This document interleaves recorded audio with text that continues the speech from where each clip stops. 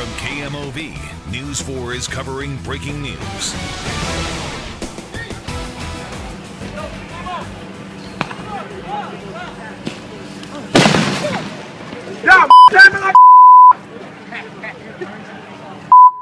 Stunning images you're not going to see anywhere else coming in from Ferguson within the last hour. We've seen flash bombs, police launching tear gas canisters throughout the area. Another volatile night in Ferguson is unfolding.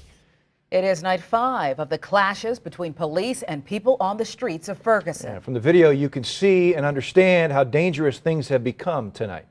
That's right, and we want to tell you that our reporters are embedded in this. Let's take another look and listen to their point of view.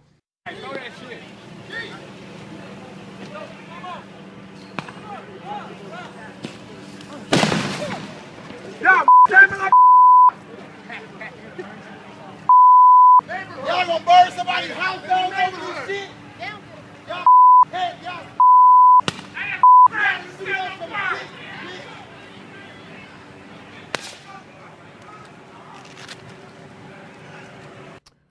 Our photographer Scott Thomas capturing what's happening on the ground tonight from that astounding perspective behind the lines. Yeah, he was there, right there, as the blasts of canisters were going off, and Scott Thomas joins us on the phone right now. And Scott, you were embedded in what looked like a dangerous situation.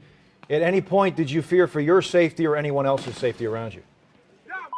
Well, Steve, I tell you, the police here exercised all manner of restraint. They received verbal abuses all day long, and it wasn't until things were actually thrown at them that they took action with tear gas and advanced. Yeah, it is a scary situation when someone's firing projectiles at you, and I managed to be on the upwind side of the tear gas, so I didn't get a lot of effects that way. But this situation was only occurred when bottles or rocks were thrown at the police, and that is when they used tear gas. Scott, you've been out there for days, really nights now. Have you seen the tension diminish in any way, or does it just keep seeming to escalate? Well, it seemed like today that things were calming down, and then we had this little flare-up, and it was once again caused by a small percentage of individuals within the group of this protest. All right, Scott, thank you very much. Scott Thomas, our photographer, in the middle of the unrest tonight in Ferguson. Compared to other nights.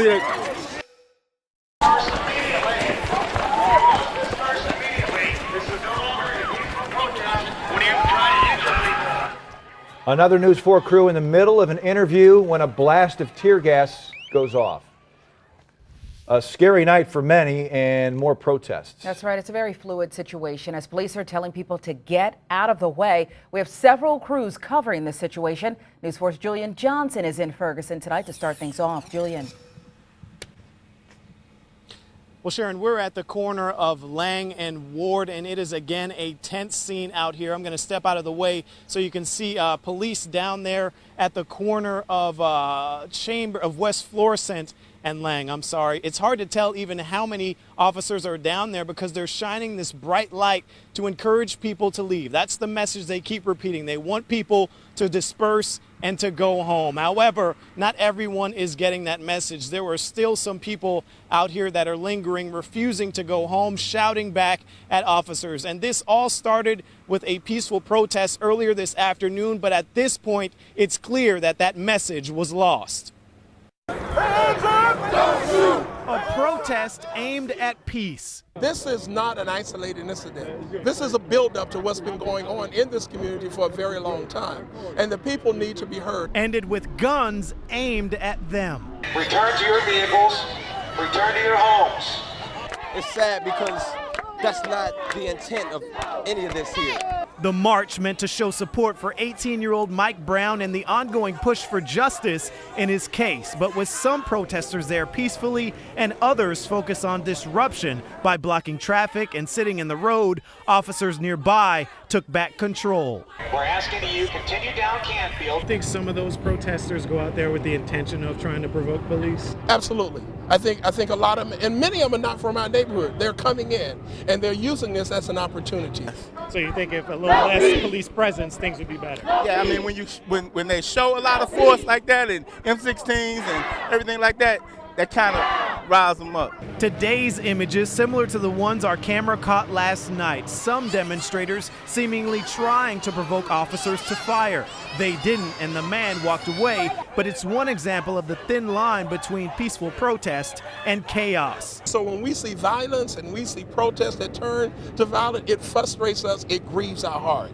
And not only does it grieve our heart, but it denigrates the memory of a young man who died on the street of Ferguson.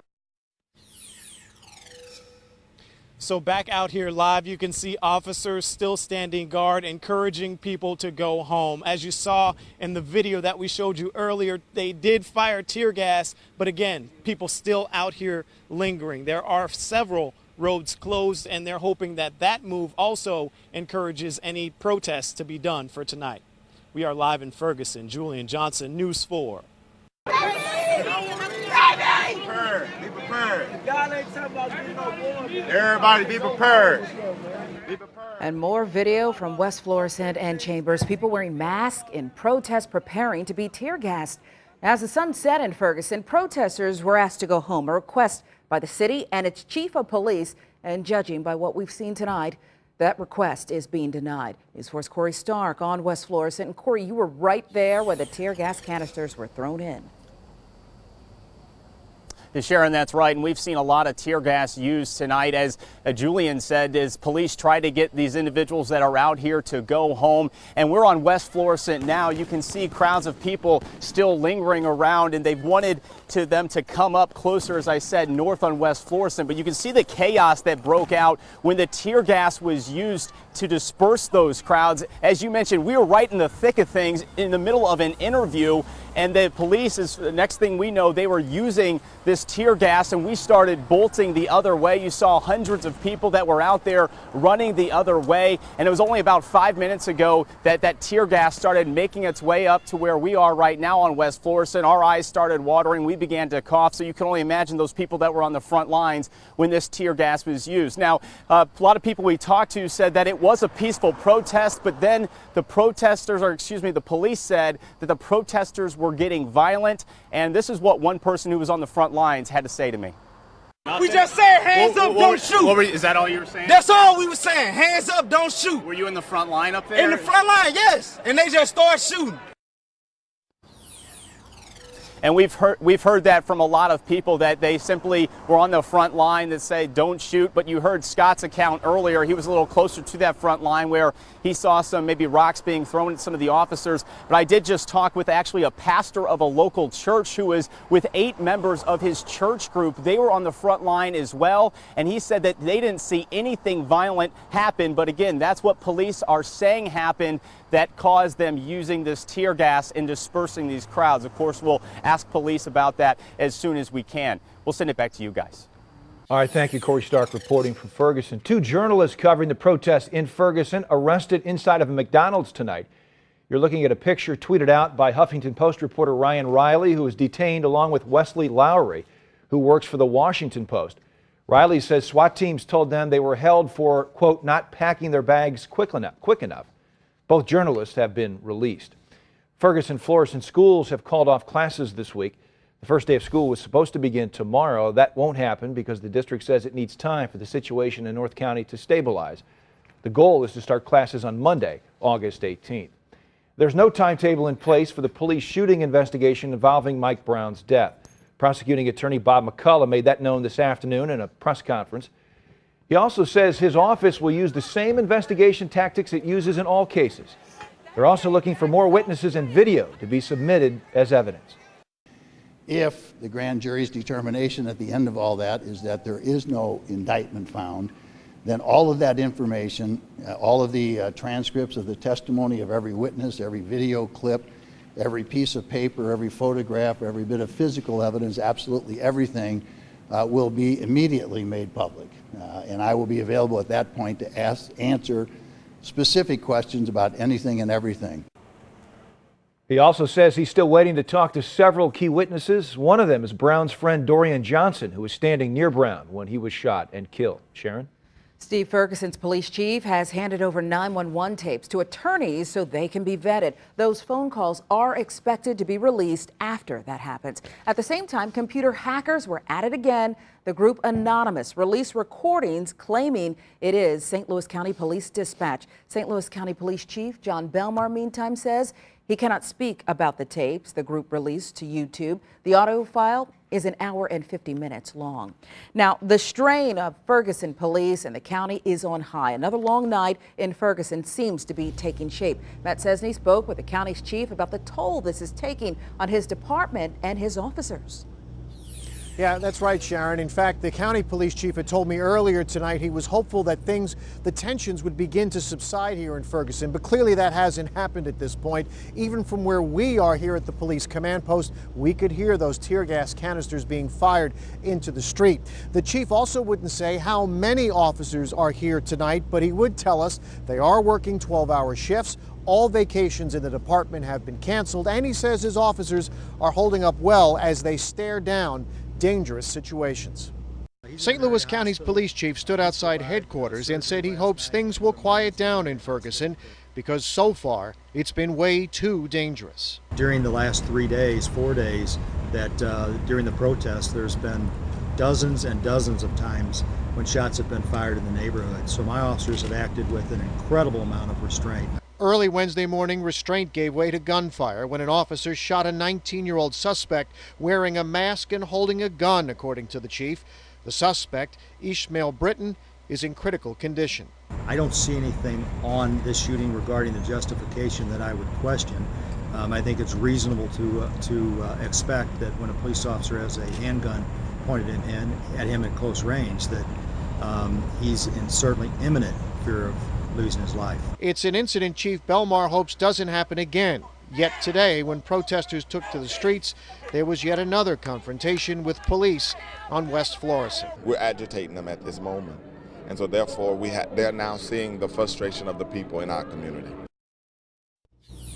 And it does seem to be continuing tonight. Chief Belmar also says he is managing to keep enough police officers to patrol the rest of St. Louis County. And he also says he has worked out a plan with other area police chiefs to try and put a stop to any looting that may move beyond the Ferguson area into other parts of St. Louis County as well. We're live in Ferguson. Matt Cesney, News 4. And another live look for you tonight in Ferguson. You see a tank right there moving in. We've seen tear gas flowing, launched into that situation that is still very tense. Coming up, another eyewitness to the shooting of Michael Brown describes what she saw on Saturday afternoon. That's coming up when News 4 at 10 continues.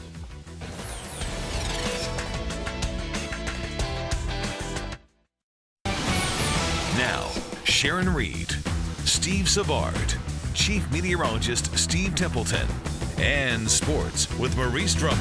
This is News 4 at 10.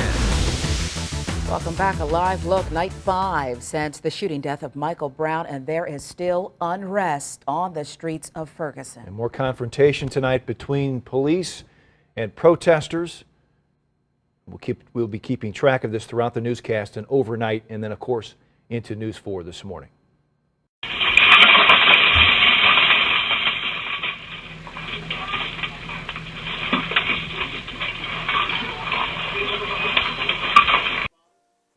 That is surveillance footage of looters at the Phillips 66 on Shodo. There's audio in the footage which isn't typical.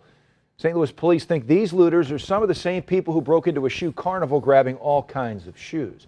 Angry and even embarrassed, that's how some people are describing their response to those images of looting and other destruction in the wake of Michael Brown's death. They're telling Jasmine Huda, enough is enough. Steve, that's right. This is the Phillips 66, a gas station not in the city of Ferguson, but in the city of St. Louis. And it was looted, and so was the shoe carnival. And tonight, many people are using strong words and emotion to express their disappointment. Here's the video And here was the immediate reaction. Oh my God, that does not justify Mike Brown's death in any shape, form, or fashion. I'm really embarrassed. I didn't raise my sons that way. And what are they taking? Shoes, wigs, hot dogs. All of the above. Crimes of opportunity in South St. Louis, Brentwood, and University City, just to name a few, in the wake of the Ferguson unrest. Eddie Taylor lives in the same complex as Michael Brown's family and calls these cases self-serving and destructive. To think that your own people are acting that way, you know, they're destroying jobs. Only black people worked in those stores. Now they don't have a job. I'm embarrassed as a black woman. I really am. My people are just tearing the city up, and we're not going to have anything. And I'm serious. I'm really heartbroken right now. I'm really. It's sad. I don't know what else to say about it. It's just sad. It's an emotional issue for you. Yeah. Very. And at a time when emotions are running high, a message about what these incidents do and don't represent. If they had anything to do with Mike Brown, then they would be with the family. They would be doing decent things. They would be just doing praying for him. It has nothing to do with Michael. Nothing whatsoever. Jasmine Huda, News 4. A Missouri state senator hit with tear gas during protesting in Ferguson. She says she's angry at the military-style force police are using to control crowds. 14th District Representative Maria Chappelle Nadal says she's outraged and offended by the aggression police are using. She tells us she and 150 young protesters were hit with tear gas during a peaceful protest Monday night. Now she's calling out the Missouri Highway Patrol. They have every right to assemble freely and to express themselves without having tear gas thrown at them. And oh, by the way, tear gas was thrown at me and we could not breathe. And that's by the State Highway Patrol. And I approved their budget, so you know I'm off. When Nadal questioned Ferguson Police Chief Tom Jackson about the situation during a press conference earlier today, he was unaware that had happened.